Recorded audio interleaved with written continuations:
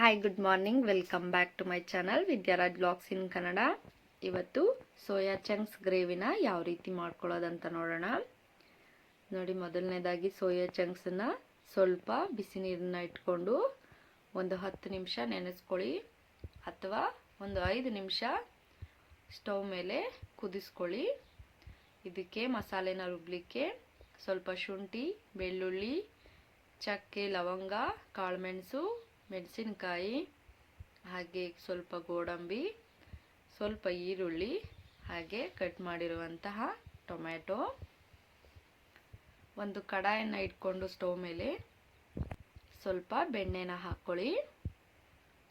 ಈಗ ಮೆಣಸಿನಕಾಯಿ, ಟೊಮ್ಯಾಟೊ, ಗೋಡಂಬಿ, ಕಾಳುಮೆಣಸು, ಚಕ್ಕೆ, ಲವಂಗ, ಈರುಳ್ಳಿ ಇವೆಲ್ಲವನ್ನು ಹಾಕ್ಕೊಂಡು ಚೆನ್ನಾಗಿ ಫ್ರೈ ಮಾಡ್ಕೊಳ್ಳಿ.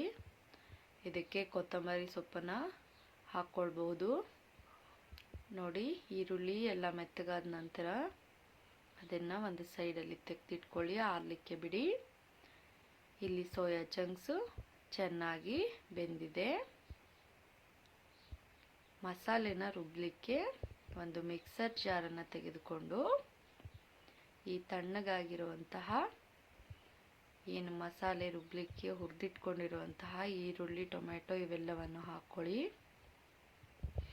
ಸೋಯಾ ಚಂಕ್ಸ್ನಲ್ಲಿ ತುಂಬ ಜಾಸ್ತಿ ಪ್ರಮಾಣದಲ್ಲಿ ಪ್ರೋಟೀನ್ ಇರುತ್ತೆ. ಯಾರೆಲ್ಲ ಡಯಟ್ ಮಾಡ್ತಾ ಇರ್ತಾರೆ ಅವರಿಗೆ ಈ ಒಂದು ರೆಸಿಪಿ ಖಂಡಿತ ಇಷ್ಟ ಆಗುತ್ತೆ. ನೋಡಿ, ಈ ಸೋಯಾ ಚಂಕ್ಸ್ನ ಬಿಸಿನೀರಿಂದ ಈ ಒಂದು ತಣ್ಣೀರಿನ ಪಾತ್ರೆಗೆ ಹಾಕ್ಕೊಳ್ಬೇಕು. ತಣ್ಣೀರಿಗೆ ಹಾಕ್ಕೊಂಡು ಇದನ್ನು ಚೆನ್ನಾಗಿ ಸ್ಕ್ವೀಸ್ ಮಾಡಿ ತೆಗೆದಿಟ್ಕೊಳ್ಬೇಕು. ಇದರಲ್ಲಿ ತುಂಬ ನೀರಿನ ಅಂಶನ ಬಿಡೋದಕ್ಕೆ ಹೋಗಬಾರ್ದು. ನೋಡಿ, ಈ ರೀತಿಯಾಗಿ ಕೈಯಲ್ಲೇ ಚೆನ್ನಾಗಿ ಸ್ಕ್ವೀಸ್ ಮಾಡಿ ಪಕ್ಕಕ್ಕೆ ಎತ್ತಿಟ್ಕೊಳ್ಳಿ. ಮಸಾಲೆ ರುಬ್ಬಿರೋದು ರೆಡಿ ಇದೆ. ಆವಾಗಲೇ ಮಸಾಲೆನ ಹುರಿದಿಟ್ಕೊಂಡಿದ್ವಲ್ಲ, ಅದೇ ಕಡಾಯಿಗೆ ಮತ್ತೆ ಬೆಣ್ಣೆನ ಹಾಕ್ಕೊಂಡು, ನೀವು ಎಣ್ಣೆ ಬೇಕಾದರೂ ಉಪಯೋಗಿಸ್ಕೊಳ್ಬೋದು. ಬಟರನ್ನು ಹಾಕೋದ್ರಿಂದ ಟೇಸ್ಟ್ ತುಂಬಾ ಚೆನ್ನಾಗಿರುತ್ತೆ. ಬೆಣ್ಣೆ ಕರಗಿದ ನಂತರ ಏಲಕ್ಕಿ, ಚಕ್ಕೆ, ಲವಂಗ, ಒಂದೆರಡು ಪಲಾವ್ ಎಲೆ, ಹಾಗೆ ಸಣ್ಣಗೆ ಕಟ್ ಮಾಡಿರುವಂತಹ ಆನಿಯನನ್ನು ಹಾಕ್ಕೊಳ್ತಾ ಇದ್ದೀವಿ. ಈರುಳ್ಳಿ ಚೆನ್ನಾಗಿ ಮೆತ್ತಗಾದ ನಂತರ ರುಬ್ಬಿಟ್ಕೊಂಡಿರುವಂತಹ ಮಸಾಲೆನ ಹಾಕ್ಕೊಂಡು ಚೆನ್ನಾಗಿ ಮಿಕ್ಸ್ ಮಾಡಿಕೊಳ್ಬೇಕು.